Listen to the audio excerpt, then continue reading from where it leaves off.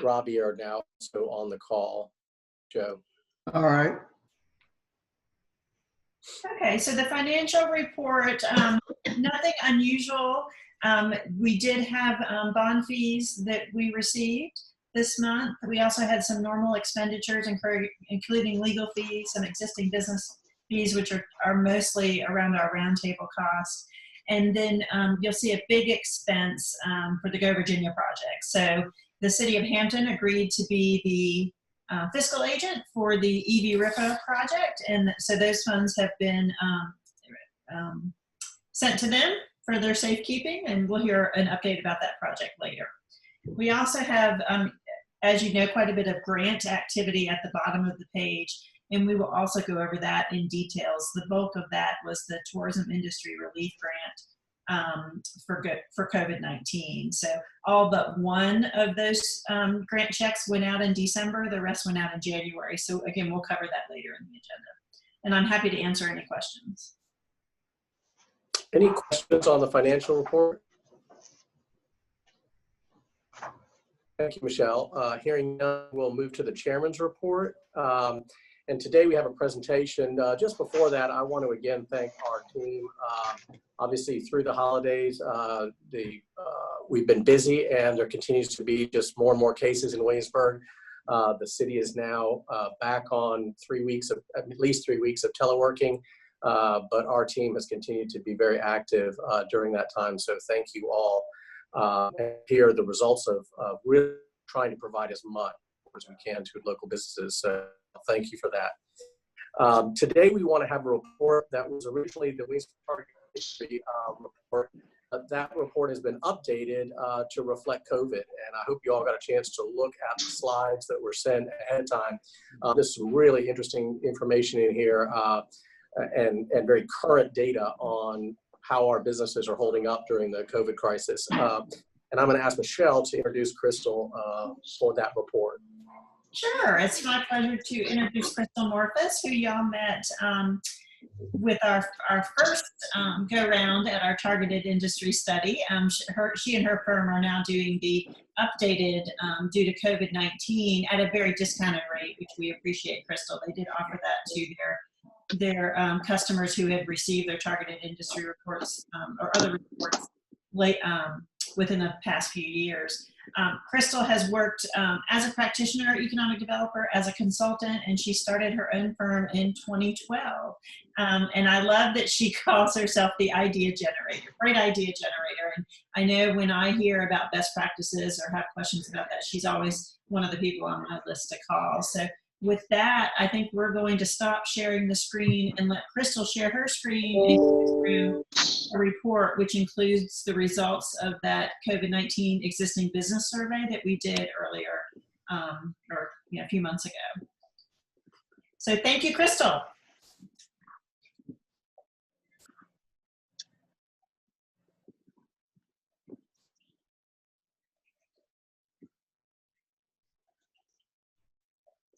Sorry, if you would mute yourselves until we get to the question period, that would be great, so we just don't get feedback. Thank you.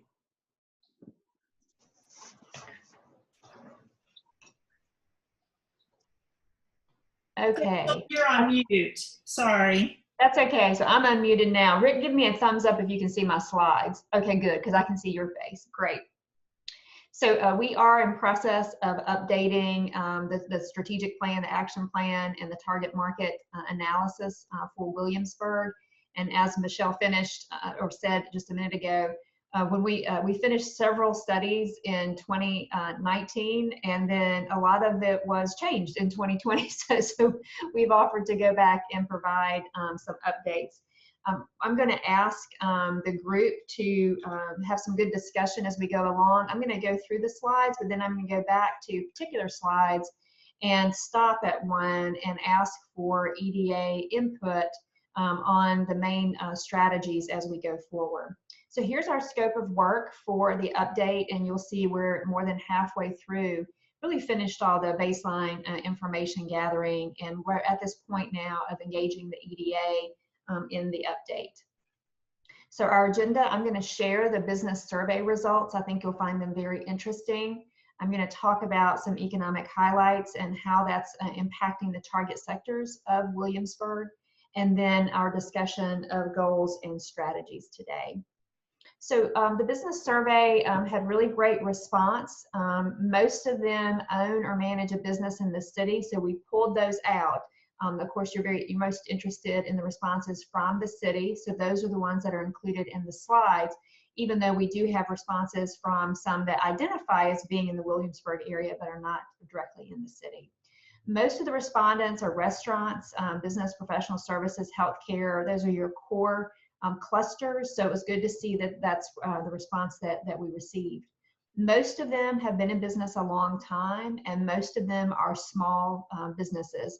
And again, that small business base is representative of Williamsburg. Most of them said they're located there because of the location. So if you think about restaurants and services and those related to accommodation, in particular in tourism, they're there because of Williamsburg's location. So when we ask them about that location, you'll see why they're located in Williamsburg. After that, it's personal or hometown connection. So this drives a lot of Williamsburg's marketing message to businesses, those that have a connection to the city. So maybe they went to school at William and Mary. Maybe they have a connection to Colonial Williamsburg. They grew up in the area. Maybe they went to summer camp in the region. But they have some personal connection to Williamsburg. They also locate there because you have buildings and land available for them. And we'll talk about the importance of business location choices in a few minutes. And then access to their customers and suppliers are really the top reasons why they locate in Williamsburg. We wanted to know if their business and how it's been affected by the pandemic. And you'll see most of them have had a decline in sales. That is to be expected given your core cluster. A lot of cancellations, especially related to business travel and then personal leisure travel as well. Some of them have been forced to close for a period of time or voluntarily closed. They've had to make reductions in their workforce and change how they're doing business. Even 36% have had disruptions in their supply chain. So a lot of the impacts that you would have expect, and some of them amplified because of your core cluster, one of them being in tourism. We asked what precautions their company is taking during the pandemic, and you'll see a lot of the common ones that we think about in terms of cleaning and sanitization, sharing information with employees, modifying physical space, rescheduling, restrictions on meetings, the things that you would find or that you've done probably in your own business, in your own workspace, are things that are common to them that they've done to respond to the pandemic. So we asked them what their future plans are. This is something we almost always ask in business surveys. And generally, we find that businesses have a positive outlook, and the majority of them are planning some type of growth or expansion for the future. That is not the case of businesses in Williamsburg. And of course, this would be something that we would think that is not a surprise, right here, again, because of the core clusters that you have. There's so much uncertainty in terms of when leisure travel and then business travel will return to normal loads. Some think that business travel won't ever return to a normal pre-pandemic level. But anyway, that whole none of the above. So this uncertainty is really more than half of the business that responded. So most of them are planning to modify space, some downsize. The downsize and expand are fairly similar in their response rate. Expand at the new location and current location. A really small group is planning to close or sell. That would be a typical response rate, because we have a lot of baby boomers who are selling their businesses and transitioning them in most places. But that uncertainty really stands out in this slide. We asked about main challenges to growing your business, and number one, of course, is the pandemic, first of everybody's mind. Pre-pandemic, it would have been workforce. That's the main challenges that businesses have. They're going to continue to have that challenge going forward in terms of the misalignment of skill sets in the workforce. and then some regulatory issues, sales and marketing, funding space. Really, the pandemic stands out as their #1 challenge, and that's not a surprise. What assistance do they need? Money is #1. So grants and incentives and tax breaks, loan programs, financing programs. And this is a common answer that we found before the pandemic, and I think we'll find it post-pandemic as well. Most companies are concerned about money. After that, marketing support. So anything that your EDA can do to promote shopping local and safe travel, and as people are more comfortable traveling, Williamsburg is open for business. Those types of messages are important in marketing. And then as you go on down, identifying markets and helping them grow their business, plan their business, and train the workforce. We ask them how satisfied they are with certain things that relate to economic development. The easiest way to read this actually is if you start on the right-hand side of your computer screen. The black bar is very satisfied and the yellow bar is satisfied. So if you start on the right-hand side, those are the responses that are most positive. So quality of life, schools, location, community college, utilities. Then as you go to the left, you see the gray bar, very unsatisfied, and I guess it's kind of a pink neutral bar on my screen as unsatisfied gets larger. So they're less satisfied with taxes, workforce training, workforce skills, workforce availability. Those are all common issues to companies even pre-pandemic and regulatory process. So as you think about the competitive position, the marketing messages of Williamsburg, touting the quality of life, the schools, the education system, the prime location, and utility and transportation, all of those are things that companies are very satisfied with and are part of your competitive advantages. We always ask about labor force. It is always the #1 concern outside of the pandemic now, #1 concern of business. And if you'll notice, we asked these questions about positive, negative, or neither. And I circled the two in the middle that are the most positive, which is training and retraining of employees. So you've got an excellent training system in place and companies use it and they find employees to be very trainable. On the negative side, which is the yellow bar, you'll see the most negative is labor availability. And that's going to be something that is going to continue to be an issue. Even during the pandemic, when we saw unemployment rates skyrocket during the early parts of the pandemic, the workers that were dislocated oftentimes did not have the skill sets to transition to jobs that were open. So employers still desperately needed people, and labor availability was a challenge, even though we had more unemployed people. So the ideal is to transition people who are unemployed into those jobs, which means reskilling, short-term credentials and certification programs and new workforce training programs. It's not uncommon during recessionary periods to see these programs become more popular, more funding go to them to transition unemployed workers into new areas of work. We asked companies what assistance they need from the Economic Development Department. Information is really important. It's been that way throughout this pandemic. Information can be conflicting and can change very quickly. Just as we've seen in the last couple of days in the changes of recommendations in some of the vaccine protocols. So current updates are really important, and I know that your staff's been doing a great job in communicating with the business community. Financial assistance. Again, Williamsburg has done a very good job at communicating availability of PPP and other financing programs, but also using some local CARES money for local assistance programs. Promotion and marketing, helping promote spending local and having those dollars locally, and resources for businesses on policies, procedures, so they don't have to invent things on their own, and some guidelines and best practices from other businesses is important. Just a couple of data highlights. We pulled some estimated retail trade information. So retail trade has been down, but food and drink has been up in terms of estimated from 2019 to 2020. Unemployment has settled down after a high in April. That's a very high, skyrocket. and it's followed the national trend, which really peaked up and has gone down.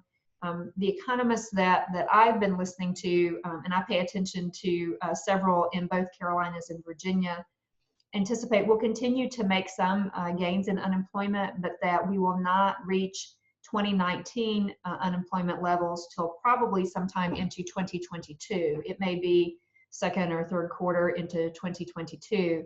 So most people cannot stay unemployed that long. So again, the concept of really pushing those short-term training programs is going to be very important. The labor force has declined a little bit since last year. We've seen that across the country as well. People have just dropped out of the labor force.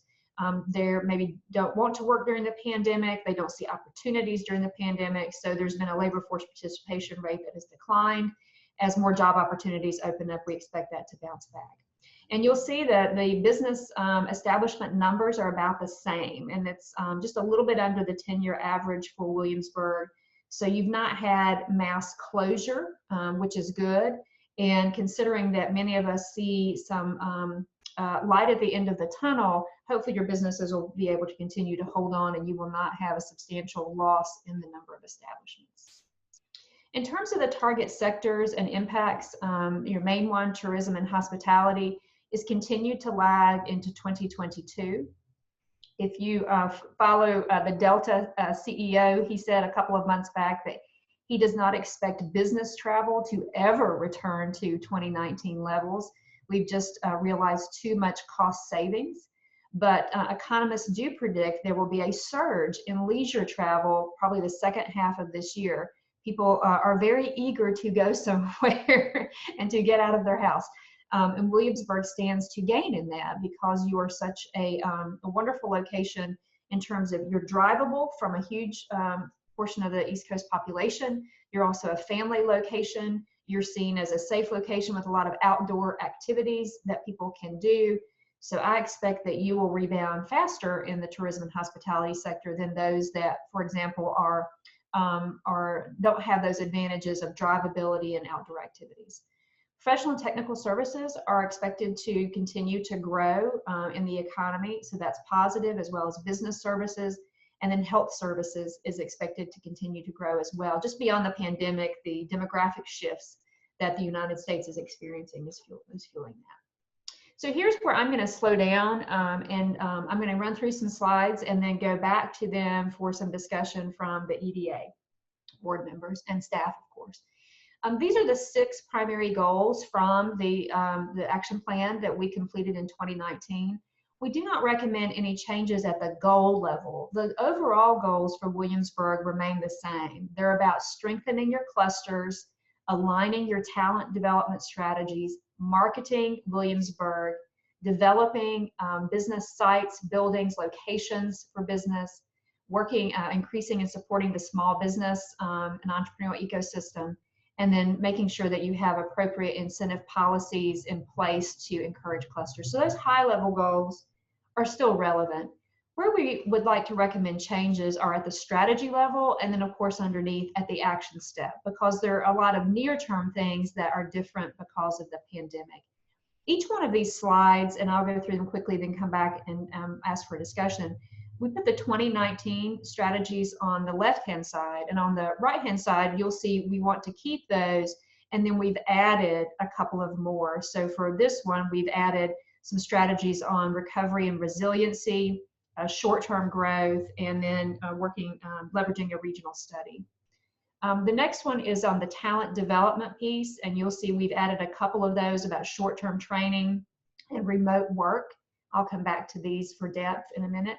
On business locations, we've really just taken off a couple and added some things about e-marketing and virtual recruitment. And then under the product development piece, really working on some of the office sector.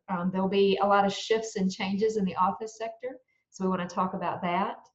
And then under small business, recovery and resiliency strategies for small business. So it's not just about holding on for the next 6 months, it's about making your small business sector more resilient so they can weather the storms. And then on the incentive policy, continuing to use short-term incentives and financing support and being some flexible during this recession. So I'm going to go back to each one of these. I'm going to start here with the first one, which is the target clusters, and ask for some EDA input. We've added those 3 bullets on the bottom right: recovery and resiliency, growth on the short term for the clusters that are growing short term, and leveraging that regional strategy. So I want to open it up, and I'll be glad to call on you like your 5th grade science teacher, now that I asked Michelle to put all of your names on the window, and I'm going to make my view of you large so that I can see Harold and Robbie and John and Joe and all of you. And if you don't have your camera on, I'll assume you're playing on your phone. Not playing, you're checking email, right? Just wanted to see what thoughts you have in terms of your discussions with businesses about recovery, their thoughts on resiliency, and really some of the short-term opportunities for Williamsburg. I'll take notes while you're talking. Chris, I just want to thank you for through this and thank the members. Really good attendance today. So thank the members for joining this virtual session. It's really critical that we get your feedback at this stage on these initiatives. And I would just lead in with the expectation we had from City Council, and Barbara, you may have some comments on this, but when Adam and I met last year with the previous mayor and city manager, their expectation to us was just make sure that we are retaining the existing businesses and then focusing on attracting new ones. So that's, Adam, you may want to add to that, but that's the overarching. And no, I agree. And one of the things that I find particularly challenging is, given that one of our biggest clusters is the hospitality and tourism industry, and we know they're going to be lagging behind everybody else as they come to recovery. I think these goals here are challenging for that, and I'm looking forward to some good conversation, because I'm not quite sure what we do for the hotel, restaurant, and tourism industry people in the short term to help them be more resilient. That is a very good point. A very good point. We'll look for some best practices in some communities that that are trying some new and innovative things in terms of smaller groups and tourism, and promoting outdoor, moving as much as they can outdoors to make people feel safer. Those are some of the strategies, but we'll dive into that a little bit more. That's a good comment and timely. Other comments on recovery and resiliency? Harold, I think you need to unmute. Sorry. When you're thinking about this for the tourism industry and the restaurant industry, I mean, are you thinking too about, how can we help, restaurants with better takeout that obviously folks can use? Obviously it's harder for hotels probably, to get people in rooms, but is that sort of the area where you're thinking where we can be built in some resiliency short term? Yes, so restaurants are doing a lot of unique things, and cities, as you have done, have been changing ordinances, expanding outdoor dining, in some areas allowing for even mixed drink sales to go, which I'm not sure how that works if you have a to-go cup with a margarita, but some are allowing that because it can boost sales. There's a lot of margin on mixed drink beverages. So that's one. Boosting takeout sales and promoting takeout sales is another. But with hotels, we see some interesting approaches. Some will guarantee that no one has stayed in the room for 24 or 48 hours before you stay in the room, because they have low occupancy anyway. They can do that. And then having some additional promotions in terms of cleaning.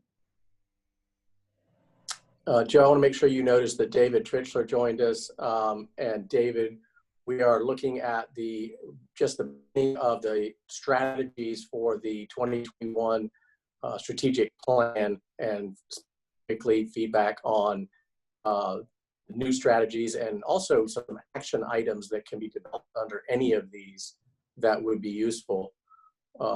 two come to mind. One is we have talked about, but I'm not sure who is taking the lead on a broad ABC permit for downtown Williamsburg. I know that's been discussed. Adam, you may know where that stands, but that would be really important in allowing that area to grow, not just stay stagnant.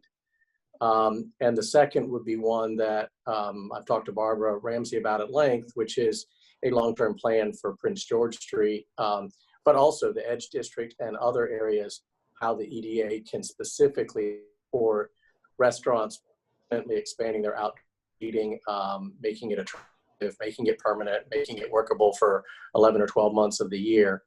Both of those strike me things that the EDA could be involved in. Barbara, go right ahead. I was curious as to how communities who are doing a little better are getting people to come to their tourism destination. Mm-hmm. I think that that's where we're really suffering with the hotels, is getting people obviously to come overnight. From what I've heard and experienced myself, the hotels are doing a good job in keeping things clean and their protocols and for safeguarding their guests. But it's what can we do to get people over the hump to drive here initially. I think it's all well and good to do everything we can for making more outdoor dining available, but if we're only targeting locals, who some are just a little tired of, of the same thing, then I think we need to try and find ways that bring people in. And if Busch Gardens is going to be open, but still at a very, very low capacity, that's going to be an impediment. I've seen some very smart collaborative advertising campaigns from groups of communities promoting as a group outdoors. For example, I think the one that comes to mind most was Blue Ridge Outdoors. It was several communities in Virginia that had come together and purchased collaborative. There was a large, maybe 2-page spread, but it was about all the things you can do outdoors in their community. And each one of them said, follow our COVID procedures, but really it's not, people will come if they think there's a lot to do and a lot to do safely. So bundling those considered safer activities is one strategy we've seen. When I guess from having both of you, the challenge is that we don't have any control over the marketing of Williamsburg. That's obviously really done by the Tourism Council. So, Barbara, I couldn't agree more that now's the time to really make Williamsburg stand out as a safe, family, wonderful destination. But I don't know that the EDA can address that specifically within our goal or purview. And as I'm taking notes, maybe it's something like continue to or support the Tourism Council in its efforts to promote outdoor safe activities. But you're right, Rick, that's something they do. And how we can bundle them, because I was just going to say, how can we bundle them? Because a lot of the tourism components, Jamestown, Yorktown, Colonial Williamsburg, a lot of that can be done outdoors and done safely. So how can we bundle it as a kind of, you're getting your bang for your buck by coming here? Absolutely. In terms of a regional tourism push, I've seen that even at a state level. One state, like the first page of the ad was all about their safe COVID procedures. And when you flipped it, the double page was many places in that state that you could go and enjoy outdoor things kind of in regions together. Maybe the tactical piece for us, to your point, Rick, is there a need or is there a role for the EDA and my team to help our city businesses make sure they're part of the Tourism Council's aware of what they offer? I don't know. I'm trying to bring it down to sort of what we can touch and feel and do. Mm-hmm. Well, and that's one thing that I found talking to some residents is when it is sort of brought down to the local level, they aren't aware of promotions that are taking place outside of Williamsburg. They don't, with a lot of the efforts of the Tourism Council going to Washington and Baltimore, they don't really recognize what's being sort of done on our level. So that, I think that would be a good idea, Michelle. To that point, Barbara, and this would not solve or not address the heads and beds need, but backyard tourism is very popular now. So working with the tourism agency to make sure that the advertising is even within the region, which would help with retail and with restaurants, but people may not stay overnight.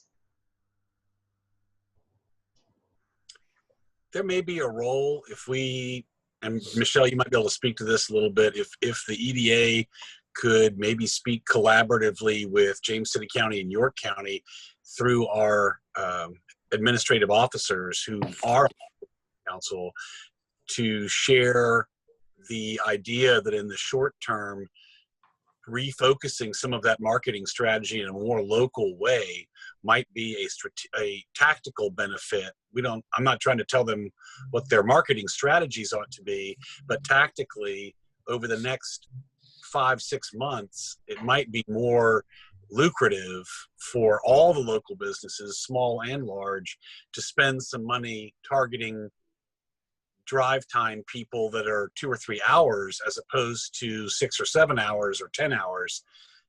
Let's bring our sites in a little bit and see if we can't pump some dollars into the economy from Richmond and Newport News and Virginia Beach rather than Raleigh and Philadelphia. And we don't have a way to reach the Tourism Council, but the municipalities do.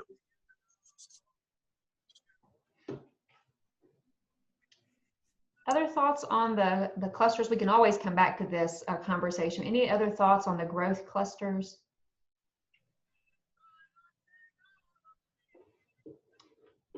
Okay, we can come back to this. This one is about aligning the talent and workforce strategies. You know, pre-pandemic, it was all about workforce availability, skill set, attraction, retention of your graduates. You know, that was the main conversation.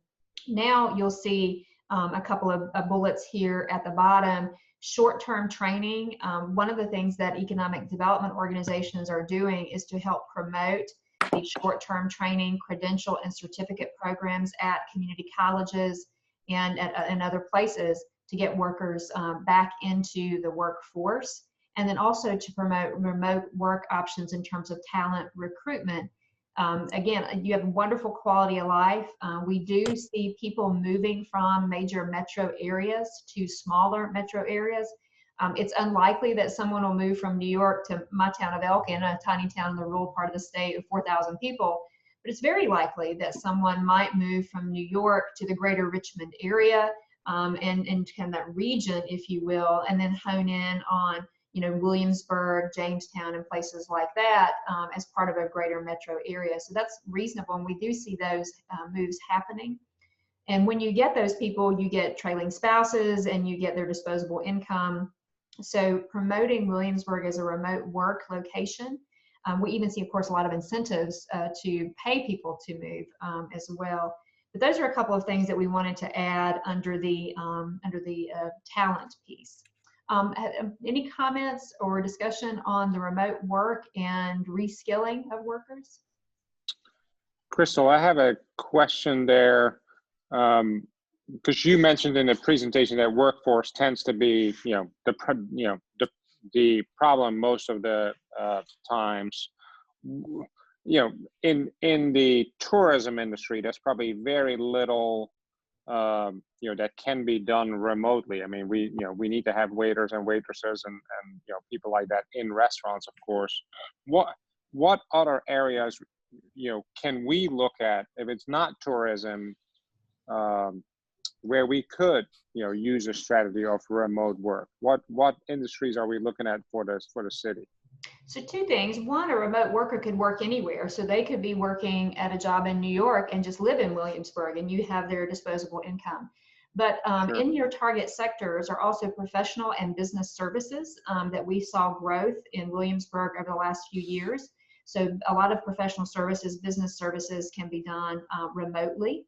In addition, healthcare services, with the growth in telemedicine and other healthcare services, your doctor, your nurse practitioner can be anywhere right now. So those other clusters have opportunity for remote work, but regardless of where the person works, you could be their home. And I'll go to Barbara. You were raising your hand. You're on mute right now, Barbara. So I was just going to say that one of the things that has been brought out a number of times is the impact of the widening of I-64. Not necessarily for remote working, but allowing people to live in Williamsburg and work particularly a lot more easily in Newport News. In fact, I had lunch the other day with someone who works at the shipyard, and there are a lot of people who are working remotely right now and at the shipyard, but live in Williamsburg and with their, it's not one of our target sectors, but it is an industry that is growing significantly and or has grown, and might be an opportunity as well, because just the travel time when they go to work is a lot easier. So housing plays into this as well, having available housing. I know that's been a real hot discussion in Williamsburg. So, promoting the housing opportunities, even you want them to live in the city, of course, but if they live on the edge of the city, they're still going to spend their money in the city. So right. Having housing options for those remote workers would be important. And a recent study by Jones, Lang, LaSalle, I believe it was, showed that the majority, I think it was close to 70% of office workers say that post-pandemic, they still want to work remotely somewhere around 2 to 3 days a week. No one wants to go back to the office full time, and no one really wants to stay home full time working either. So there's going to be some in between. So I think we're going to see a lot more what we call digital nomads who can work from a lot of different places at least part of the year. And Williamsburg is a great place for them. One of the areas that that's mentioned several times in this and other bullet points is reaching out to the William & Mary students. And we've talked around that for a while. I hope in this report that we may be able to circle in on some more specific bullet points. And I think the question is, what do we want William & Mary students to do? We've talked about strategies to get William & Mary students to stay in town after they graduate. When I was a student, and there's other alumni who are on the board, most of us worked in town. And I think that's, I'd love to hear Adam or others, David's comments on that, but most of them now do not work as waiters and waitresses, delivery people. We have people on the board of visitors that were tour guides at Jamestown and on the ferry. So it strikes me that they are not now doing that. So if we're reaching out to William & Mary to help solve current workforce issues, I think we need to think exactly what we want them to do. Do we want them as mentors to high school students? Do we want them to actually become part of the workforce while they're students? Or do we want them after they leave? Mm-hmm. And I think, not now, but I think we need to flesh that out a little bit so that we actually focus our strategies. We have a very receptive ear at the college, I think, in the current presidents and administration and people who very much want to be part of the community. The students certainly spend a lot of money in our community, which is great. But in terms of targeting the students, I think we need to think a little bit more about what the EDA wants to do in terms of targeting in what do we want them to do. So 2 comments to that. One, in terms of current students, internships are a great way to connect them to businesses and continue to expand the internship opportunities. And usually a role for an EDA would be to help businesses understand how to set up an internship. They can even streamline communications for them. You can have a how-to kit for an internship at William & Mary. And that would is one idea for current students. But remember back to the slide about why when we asked why businesses are located in Williamsburg, and they said a personal connection. So connecting to that as alumni. So maybe it's not recent graduates, it's people that went there, now they're 36 and maybe having a family and want a wonderful family location and attracting them back. There are good examples of EDAs in Virginia who market at alumni events. I know that you have been involved in that as well, and really targeting that alumni network.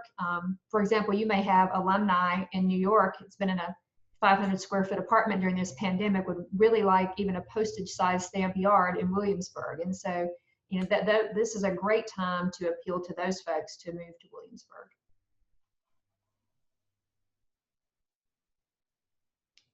Any other comments on workforce talent?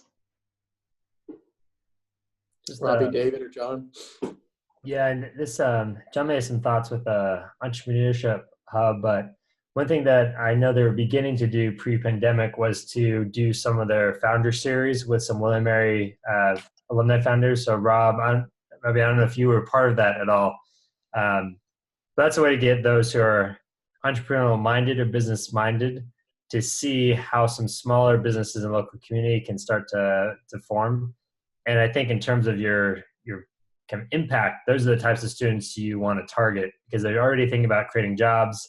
They're seeing other people successfully create jobs. Even if you don't get them right when they graduate, you've planted that seed in their mind that, hey, here in 10 years when I want to start my business or come back, there's a spot for me, and people have done it before. So I think that founder series, I really like that idea. I think it's a little bit of a pause now, but as we open things back up, working with Graham Henshaw over there, I think can make some good sense. Good. I remember that one. Yep. There we go. So in terms of marketing choice locations for your sectors to expand, the things that we've changed here, you'll see we've kept really integrating those marketing materials and updating the marketing materials, the regional lead generation program, and developing some e-marketing and virtual strategies. As I mentioned, business travel is not expected to return to pre-pandemic levels for a very long time, if ever. So investing in virtual meeting technology and all the things that go with that in terms of video and drone footage and all the things that you would need to virtually market your community is really important to make sure that you're all set for this new type of marketing and economic development, and also updating your materials and your outreach. And that's one of the things that we're going to do when we wrap up this update is work with staff on updated competitive position information for Williamsburg to show how what a wonderful location you are for those target sectors. But what we see right now with economic development groups is they're investing in a lot of videos for the website. They're investing in virtual tours, in drone footage, anything that can help a person visit and learn about your community without having to be there. Because even when we can travel, we are going to want to save a lot of money like we've saved in the last year, and we're going to be traveling a lot less. Crystal, I seem to have lost your slides. That may be user error on my part, but can you all see the slides? I can. Okay, sorry. To your point, Crystal, that sounds like a really good idea as far as creating like a virtual tour. Is that something then that you package and when communities have new businesses that are interested, you just load them up and then they can have like a bird's eye view of what Williamsburg would look like and key in on some of the top businesses and locations? Yes, it's something you can put on your website that they could click on and do a video tour. And then if you want to get really techie, you can even go into virtual reality. So Michelle could be in her home office where she is now. She could have a client prospect in Minnesota, and they put on their VR goggles and they can visit downtown Williamsburg and properties in Williamsburg. And in fact, their own avatars can be communicating in the virtual world. It's to that level. And they can create their images and their avatars. And actually, they're kind of cool. They usually wear sunglasses because the eyes are freaky in VR right now still. So they wear these big sunglasses. But you can go to different levels. But even just small scale videos to show people anything you can do to help them visit to some level without setting foot on there will help. Yeah. Any other thoughts on marketing? Well, I think our landscape has changed significantly in the last few months or certainly in the last year or two. So a video like that would look significantly different today than it might have 2 or 3 years ago. I think you've got the hospital, Riverside hospitals as an addition. You've got Midtown going up. You've got the new housing development at Quarter Pass. So I think we have some visual things we could share that might be in a video format, a 1, 2, 3 minute video might be a different look at Williamsburg than someone might have in their mind's eye.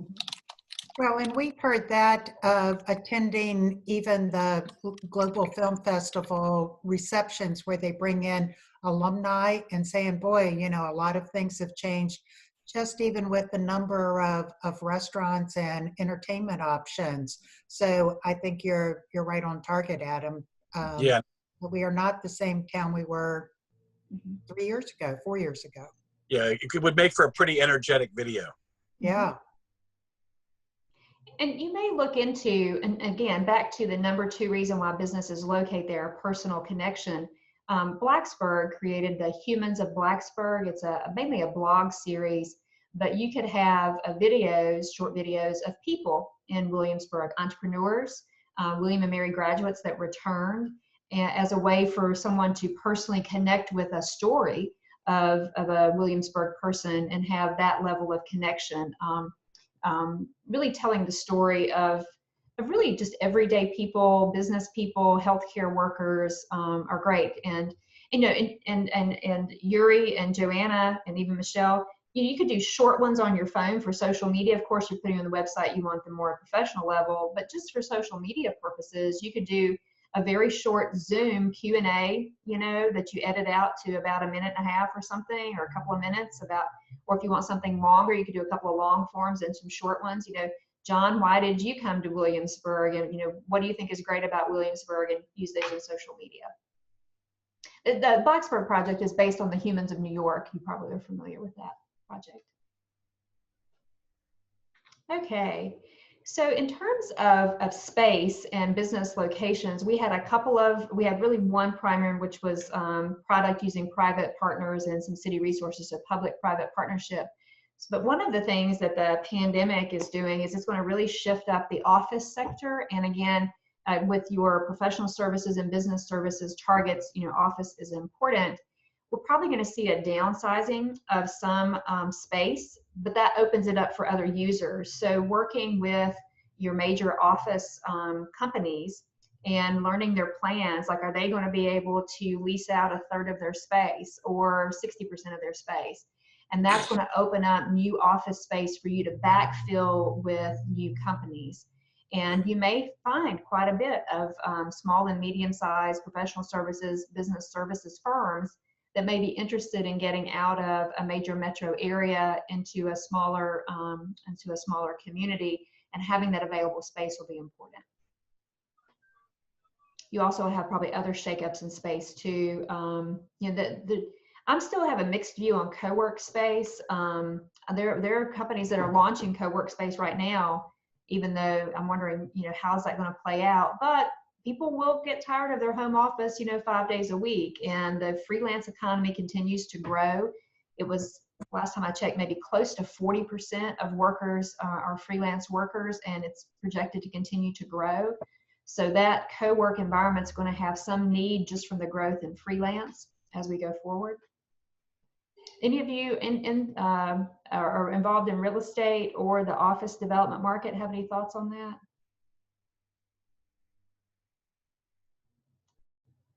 Okay. Any other thoughts on business space?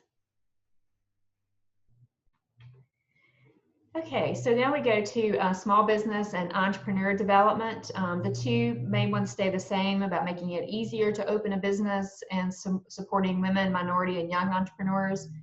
Especially, international folks start businesses at higher rates than anybody else. So diversity is really good with entrepreneurship.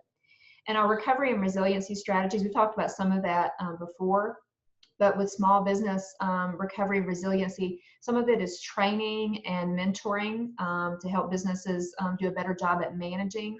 Those that had larger capital reserves are, of course, faring the pandemic well than those that did not. So just some management strategies, mentoring strategies will be helpful in addition to some of the things we talked about before. Any other thoughts on small business recovery and resiliency? I would just say this is something that's on all our radars, particularly the support women, minority, and young entrepreneurs. And I think this aligns very well with City Council's new goals that they've just announced. So I see an area here where we will definitely overlap with what City Council has set as its 2-year goals. Michelle, I'm not exactly sure about this, but I think we at least talked about it. That didn't make it into the plan in 2019 about the EDA promoting becoming certified as a woman or minority-owned business, a SWAM business in Virginia. And that's really important as we continue to see pandemic relief money coming from the federal government. Some of that may eventually be targeted to those that are certified. I know in my state in North Carolina, because I am a woman-owned business, there were special grant opportunities for those that were certified versus those that were still woman-owned but not certified. So this is one of those things we're so guilty of. It's part of our work plan, but we don't brag about it. So every year or two, we have the state folks come down and hold that workshop, and I get IT to even bring laptops so people can become certified before they leave the workshop.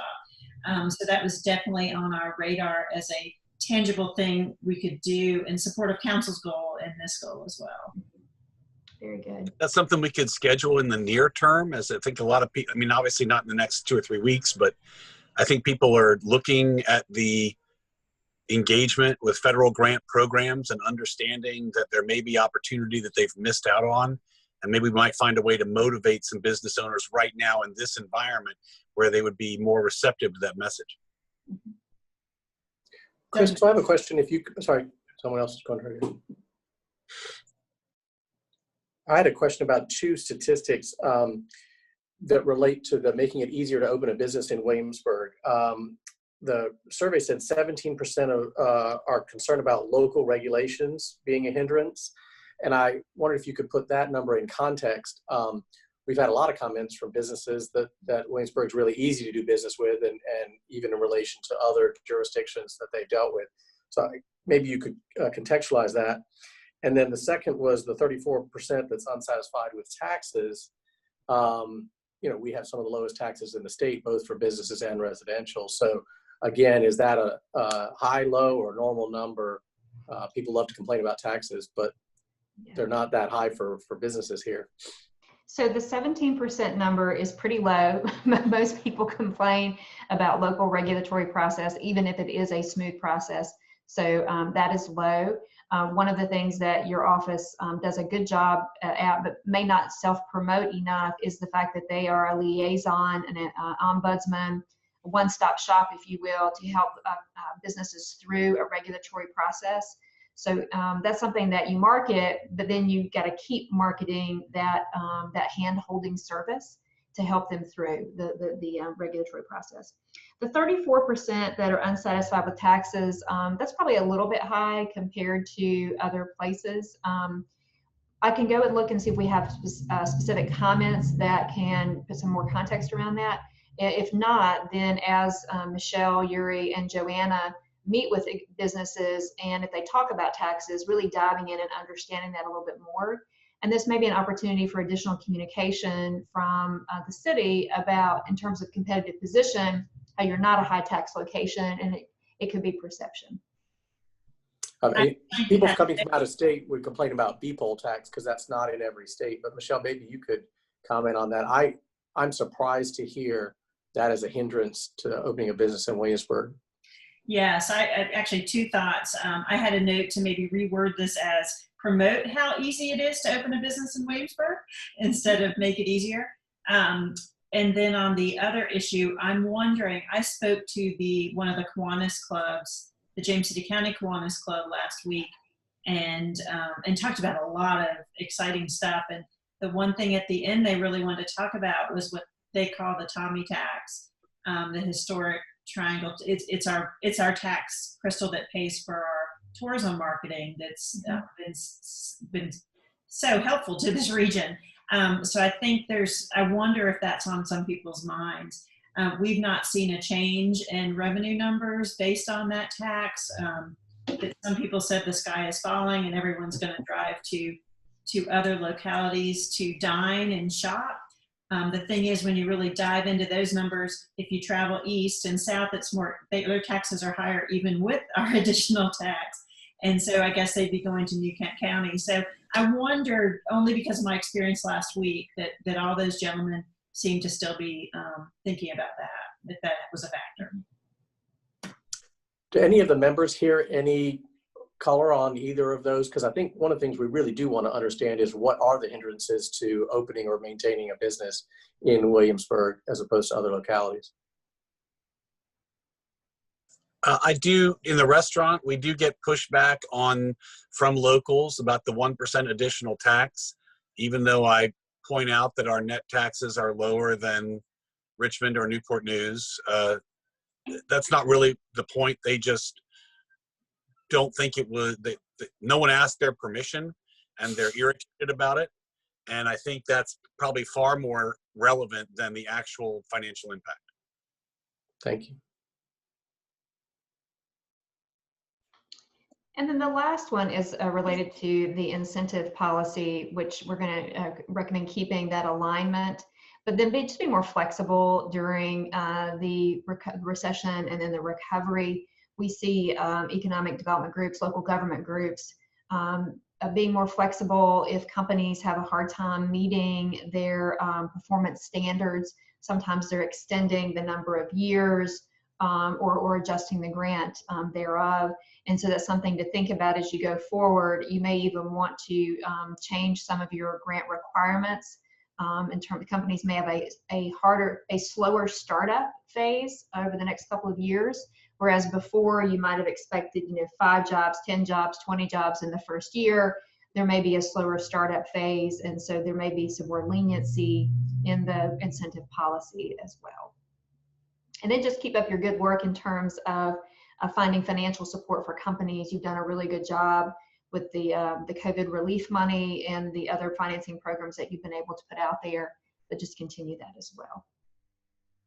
Well, I have to brag about this group because you did do just what Crystal was talking about. We had one business under an incentive performance agreement who came to us and needed some more time, and so the chairman suggested they extended all the performance agreements to give everyone an additional year, and I think that was whether I don't think that even half of them are going to need it, but they felt so appreciated somebody was thinking about them that action was very important. Absolutely.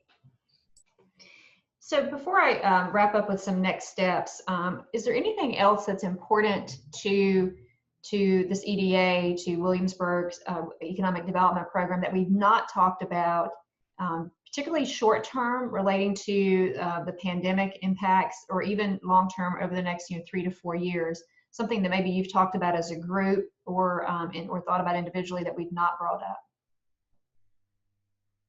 I'd like to just revisit whether or not there's a role for the EDA as a facilitator to get together with public safety or planning and talk about how to make the outdoor dining and shopping, how to make the engagement with outdoor spaces by local businesses something that can survive the pandemic and become something that is accounted for within municipality regulations, as opposed to relying on an exemption or an emergency status.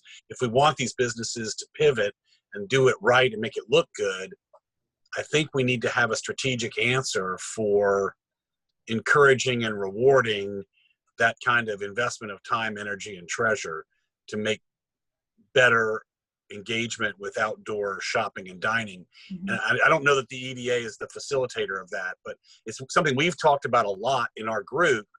And I'm just wondering, before we walk away from that issue, is there something we should be actively doing, or should we just sort of let everybody know it's important and then step back? Is there an active recovery task force in Williamsburg? Not to my knowledge. Yeah, we are part of the Hampton Roads Metropolitan Statistical Area that has a big recovery effort.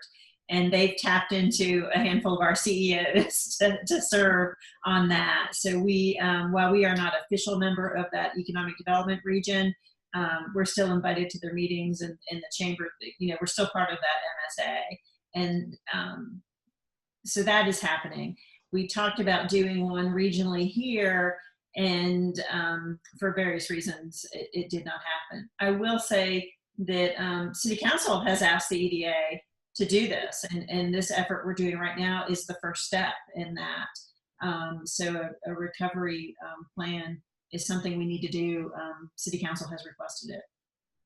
There's a good example, a community we worked with. They pulled together what they called the anchor institutions in their community, which was, in their case, city and county government, higher education, hospitals, transportation, utilities, the key anchor institutions that you would think about.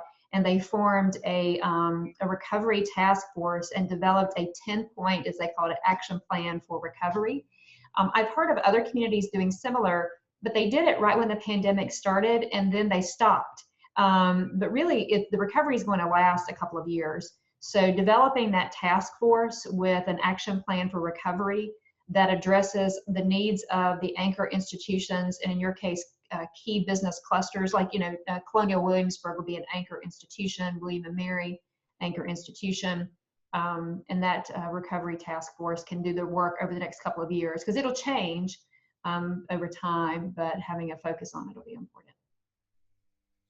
Thank you. I'd like to ask Michelle and Yuri and Joanna, you know, as you look through these highlighted areas and also the information that we got back from the survey, is there anything that you think we should do differently that we have in the past, or that really strikes you as something that needs more attention? So I would say, Crystal already discussed this and y'all are aware of it. Any sort of pivots and finalization of our marketing efforts. So certainly a lot of that's more virtual. We get so caught up in doing that we don't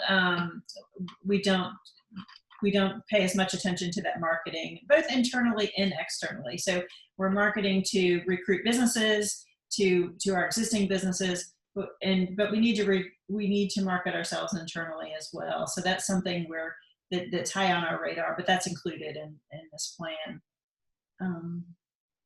Nothing else comes to mind. How about Yuri or Joanna? You held the hand of a lot of people going through the grant process. You know, I'm interested in what you hear and make sure that the things that those people need are included in this plan. Yeah. So we've been as flexible as we can with the grant programs, and I know that businesses have appreciated that a lot.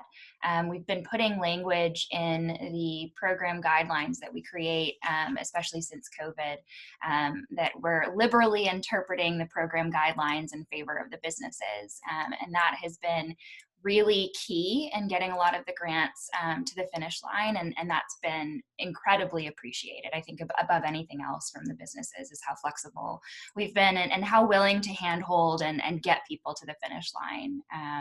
So that's been the biggest takeaway, I think, from the grant program processes. We're still learning as we go. So right before COVID hit, we were switching to an online grant application program. And so we're learning as we go on what the best practices are and what the best way is to word things to get what we need out of the businesses. So that's been a learning process for us as well. There's a business now. It actually was a prospect. Can you believe it? Take the call, Michelle.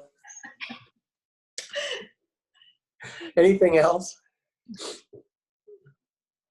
So a few next steps. We're going to update the draft. We're actually finished writing out the draft report with the action steps based on the input that this group has given us today. We will get that to staff. We'll give you an update at your February meeting where we are, and then we'll do a final presentation to you in March and ready to launch it after that going forward. And I'll say before I depart your meeting that since I did not hear, I don't think very much at all from John, Robbie, and Joe, if you have any thoughts after the meeting, please feel free to email me as you think about it, the others as well. If you have bright ideas, just send them to me. Sometimes I get the best idea after the meeting. So as we work through this, be glad to hear from you. I told you I'd call on you like your 5th grade science teacher. It's easy to just kind of sit back in virtual meetings, but we love to hear from everybody.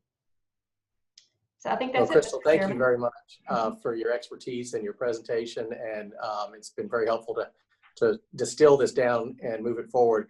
I would ask Michelle and Yuri to circulate your email so that we can give you individual feedback. So as people have a chance to dive through some of these slides, it really now's the time to get this into our plan so that we can get it done and focused on over the next couple of years. So thank you so much. I know you have to hop off in a minute, but we really— I'm going to listen to some of your— I'll listen to some of your staff and then meeting, and then I'll hop off in a few minutes. Great. Thank you so much. We'll go straight into the Economic Development Department report, which highlights the money and numbers of businesses that have been helped during this, and then finish up with the Stark Peninsula report. There was a detailed report that was included in your packet, so maybe we could hit the highlights of that, but we want to definitely get some of the highlights of the money that has gone out already to help businesses bridge through this very difficult time. Well, we're going to start out with the number that we love and we're all learning to memorize is our revenue sharing incentive program, which these numbers do look the same as last month. We've just received the 4th quarter information, and it's going through the review process with the finance and commissioner revenue offices. So hopefully by next month, we'll see a bump up in both of these numbers. But you can see the total taxes collected from the businesses that are in this program is over $1 million.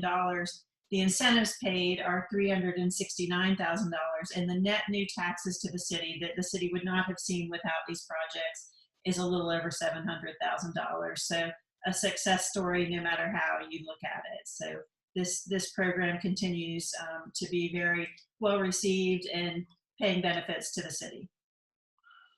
And next we wanted to point out, as you said, Rick, the programs under our COVID-19 grant programs, what has happened here. And you see we've broken this down, the total number, and all of your lovely faces are hiding it from me.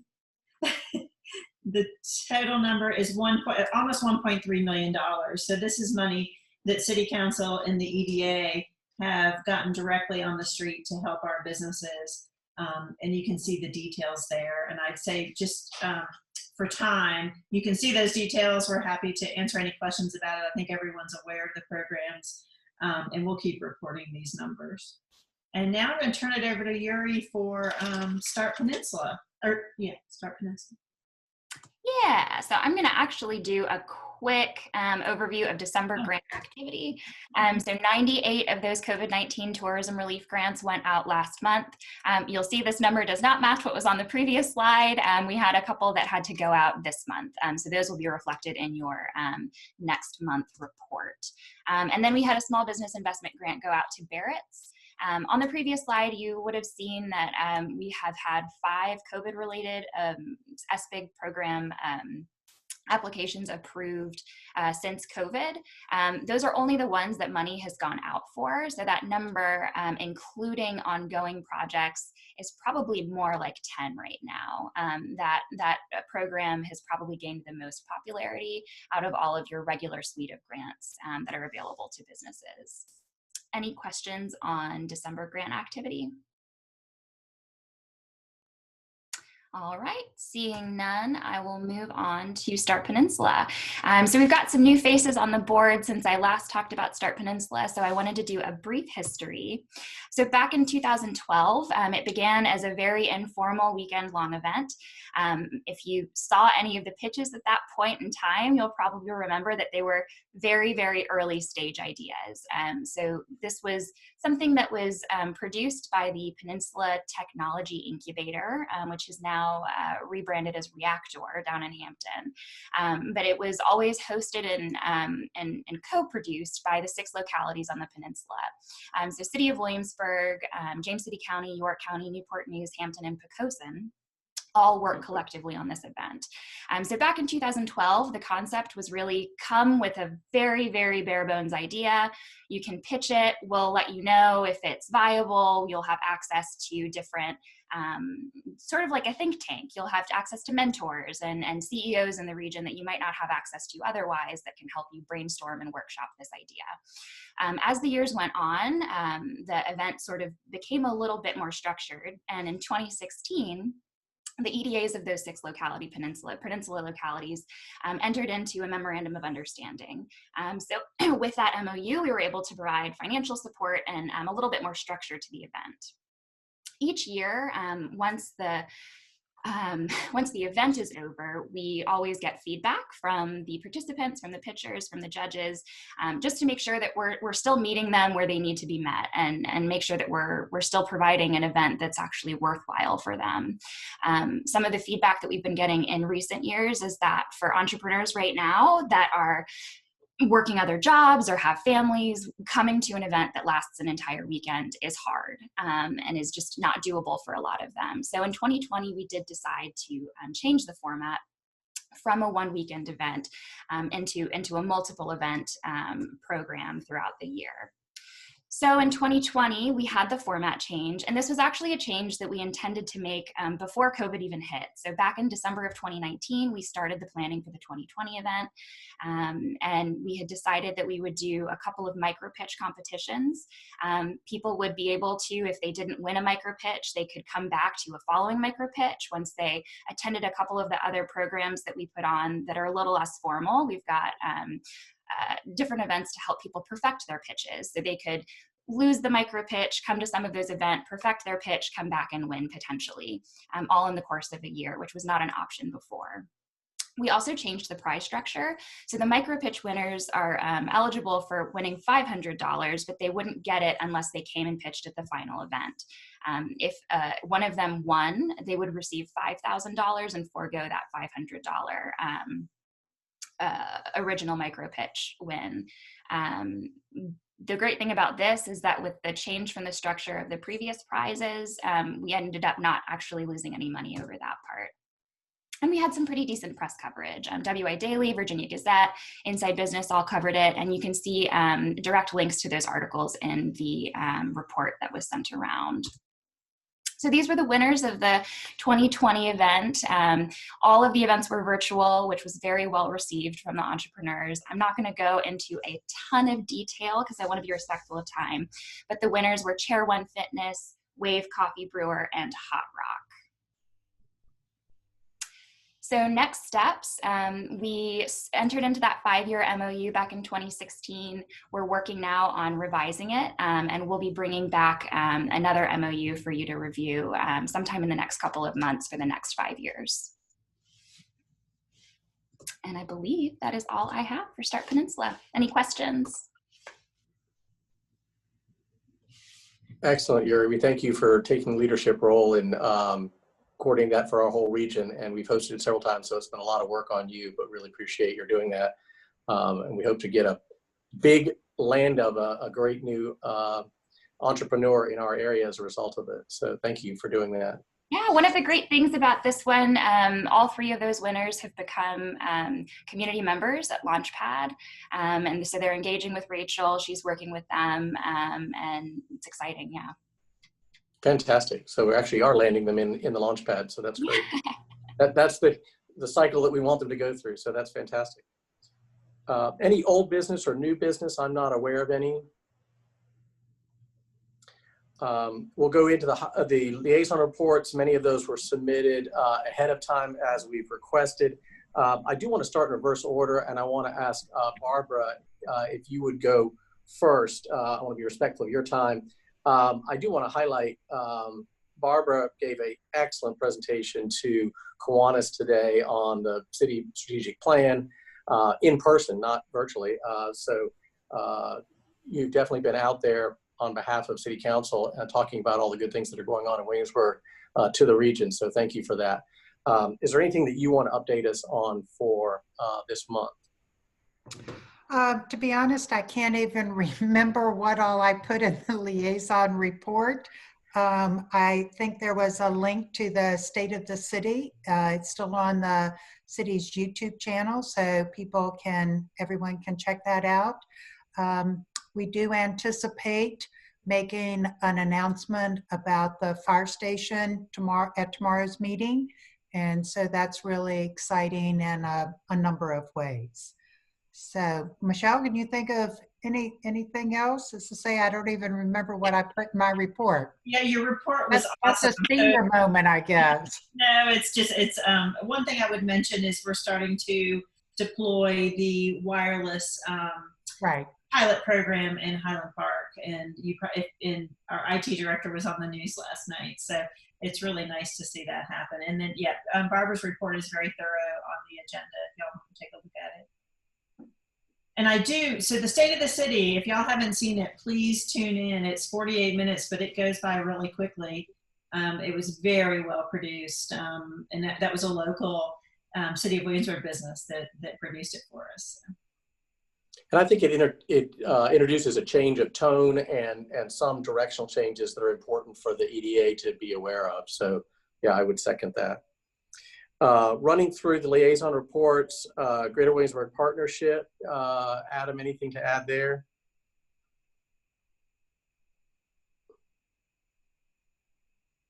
Sorry about that, I was mute. No, nothing to add. We've not done anything. She encouraged us to participate in the survey about business interests, but that was it. Great, thank you. Launchpad, I think they haven't met. Is that right, John? Correct. Yes, that's correct. Well, thank you for continuing to represent there. I will highlight that they still don't have a sign out front.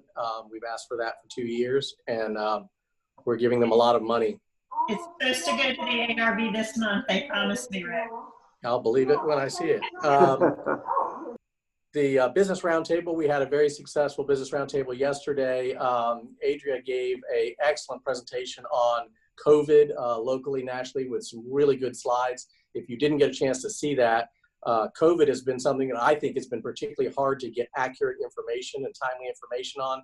And Adria did a really extraordinary job. We had about 35 or so people on the call, but I hope others will take time to look through the slides that she presented yesterday. So thank you for that, Adria. And then we have one next month in March. We will have Chris Jamura will provide the update that Roy Pearson used to do, usually the most widely attended. So that'll be in March, and she'll have all the year-end figures, which will be very interesting. Downtown Williamsburg, David? Yeah, some news from Jeff's meeting late last week. He's going to bring on someone to help out with some of the additional paperwork on the mission and goals. And he's hoping to get the 1-year work plan in place by February. So that'll be almost executive summary with a longer term build out in July. His take is that the public meeting they had last week is a lot of enthusiasm still, but they're still looking for someone from the West End, the kind of deli section for representation to make sure that the downtown captures a voice from there. So that's the one thing he's still looking for, but he's trucking along. And I think we still have time if people want to get on that initial board. Any recommendations from members would be useful for that board to fill it out. Edge District, Robbie, anything? Yeah, basically, in terms of what was in the liaison report, so exciting news that there's an official Edge District brand now, edgedistrictva.com. You can go to the website and check it out. Associate Media is slowly starting to build out some of the content there. So, it's news is getting out about some of that content. I would say that we're slow playing it a little bit until there's more content built out, both on the website and on the Facebook, Instagram, and Twitter links. Next steps are actually working to put together a process for determining, how to actually put some of the funds available to use, how to build up some of the branding, and then how to actually incorporate that across the 3 municipalities. So working closely with Stephanie over at Consociate Media on some of that. We've got some exciting things in the pipeline. And my hope is that either February or some meeting this spring that we can really focus on the Edge District. You know, the formation is stretched out over a couple of years, but bring everybody up to speed on what that looks like and what the goals are. So thank you for that. Tourism Grant Review Committee, that's no activity. EVRIFA, I know Phil had to, Harold. Thank you. Harold had to step off. I don't think there's any update there. The document signing was included in the packet, so real progress there. Well, there's a small update. Unfortunately, there was a title issue and the property did not close before December 31st. But Senator Norman and Senator Mason are very aware, are supportive of getting an extension on that, as is the state Department of General Services. We also included in your packet a letter from KDC Solar saying they are more as committed as ever to entering into that lease agreement once we close on the property. So it's still moving forward, but it did hit a little hiccup on a title issue. Any questions there? And I don't believe we have a representative from the Planning Commission. Is that correct? We expected Elaine to join us, but I've not seen her. Well, very good. Any other business to come before the EDA meeting? I hope that we'll continue this format where we have a presentation and some discussion and then move through the liaison reports fairly quickly. Please put February 10th on your calendar at 3 p.m. And please reach out to me or the staff if you have any thoughts, things we need to do differently or better in the interim. But we appreciate very much all of the dedication that you all have shown to the city, and ask you to please stay safe and take care of those around you until we can actually gather in person.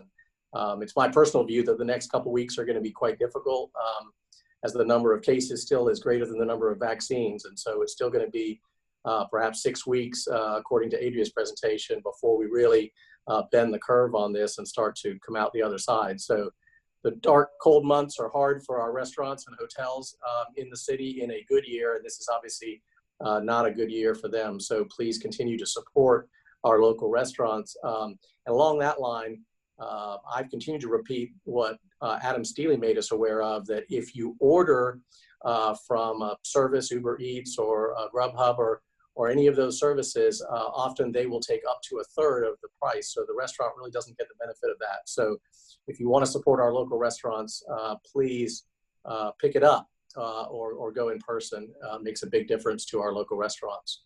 So we thank you all for your dedication and look forward to seeing you again next month. Stay safe. Thanks, Rick. Thanks, everybody.